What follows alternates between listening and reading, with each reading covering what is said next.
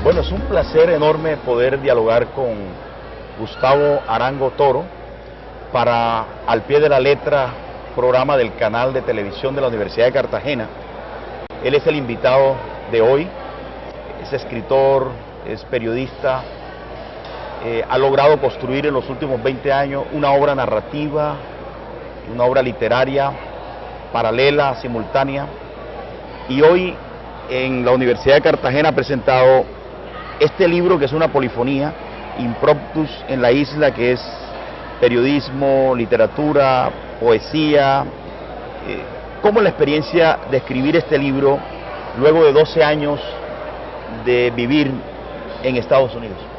Bueno, en primer lugar, gracias Gustavo, estoy muy contento de estar hoy aquí en la universidad, compartiendo contigo, compartiendo con los estudiantes y profesores de esta universidad con la que siento una relación muy estrecha y por la cual siento mucho cariño. Aquí enseñé entre 1994 y 1998, cuando también trabajaba en el periódico El Universal.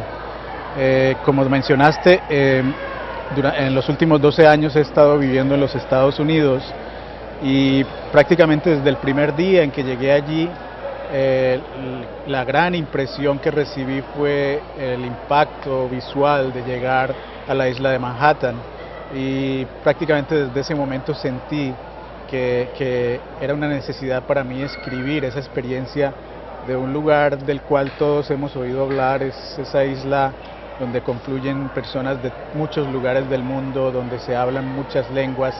Se dice que en Nueva York se hablan alrededor de 180 lenguas diferentes, de manera que esa es la Babel moderna, y hay lugares muy especiales de Manhattan que probablemente hemos visto en muchas películas, y desde el principio sentí esa sensación de que tenía un privilegio de estar observando de primera mano un lugar de la tierra que me parece muy apasionante. Entonces casi que inconscientemente empecé a trabajar en este libro, porque siempre que iba a la ciudad y siempre que me perdía en las multitudes, llegaba a escribir sobre las sensaciones que me producía esa multiplicidad de experiencias, de lugares. Visto de conjunto como un caleidoscopio, ¿qué privilegias en esas mutaciones del día, en la experiencia de estar en un día y una noche en la isla de Manhattan? Digamos, la mirada de Gustavo Arango privilegia qué instantes de ese paisaje y de esos seres humanos. Bueno, hay varios detalles que me marcan y que me impresionan y me interesan particularmente como escritor. Uno es la fugacidad, el hecho de que en la multitud vemos rostros por un instante que se presentan ante nosotros y que nunca más vamos a volver a ver en nuestras vidas.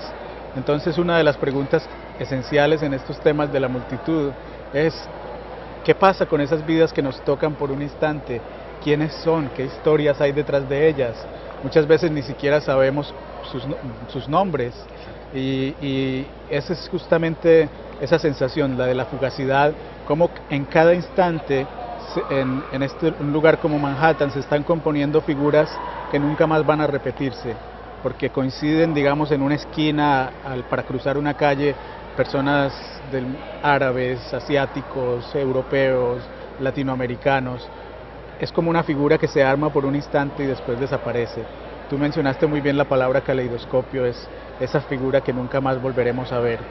Está el enigma del rostro humano que obviamente cuando tienes la oportunidad de ver rostros y más rostros te interesa muchísimo porque es un misterio, todos damos por descontado el rostro humano, pero sigue siendo una cosa absolutamente indescifrable, es como un enigma que sigue sin darnos sus respuestas. ¿Qué unifica esos seres humanos que confluyen en la isla de Manhattan y de qué manera, qué experiencias viviste, digamos, a nivel de editar el libro, de quitar, reducir o de trenzar los diversos instantes contemplados o vividos? Sí, como te decía al principio, simplemente eran impresiones aisladas y realmente el libro adquiere su forma cuando descubro su estructura, ¿no? Cuando descubro ese marco que es una ficción, es una novela como de aventuras inspirada por Verne, y es la historia de un hombre al que contratan para que vaya a esta isla y escriba lo que pasa en los lugares públicos. Entonces el hombre que lo envía es un excéntrico que quiere recorrer el mundo sin moverse de su casa. Entonces empieza a contratar escribanos que vayan a distintas ciudades y a distintos lugares para que escriban lo que ven y se lo manden. Entonces es esa aspiración también un poco de Julio Verne. No sé si recuerdas que cuando joven tuvo una frustración porque su padre no le permitió viajar, y entonces Julio Verne decidió que iba a viajar con la imaginación. Aquí hay un personaje inspirado en él que también decide viajar enviando personas a escribir lo que ven en otros lugares del mundo y ellos le mandan sus escritos. Una especie de viajero inmóvil que sin moverse de un lugar es capaz de recorrer también con las voces de los otros. Exactamente, es como si los otros le prestaran sus ojos. Exacto. Y su sensibilidad. Ese es entonces cuando descubrí la estructura, lo demás encajó muy fácilmente, porque entonces los improntus que yo había escrito, que eran ejercicios de escritura que había hecho en las calles, se convirtieron en los improntus del personaje. Exacto.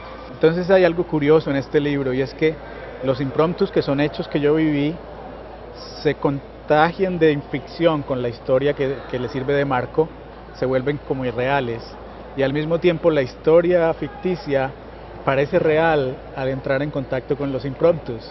Entonces es como una especie de influencia mutua de la ficción y del ejercicio de escritura basado en la realidad.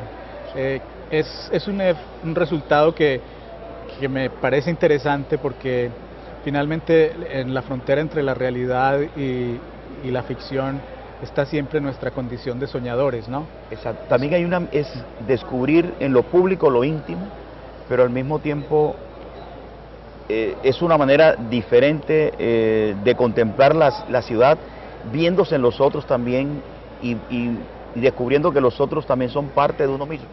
Por supuesto, una de las cosas de las reflexiones es esa, somos observadores, pero también somos paisaje para los demás, y entonces a veces nosotros también somos fugaces para los otros, y este libro un poco lo que propone es, este es un punto de vista, pero si quisiéramos escribir realmente la realidad total, necesitaríamos el libro que cada persona escribe de su mirada sobre la isla. Es decir, es un poco esa reflexión sobre la imposibilidad de atrapar el instante y de atrapar la realidad. Cada persona de la multitud tendría que escribir un libro sobre lo que vive. Es cierto.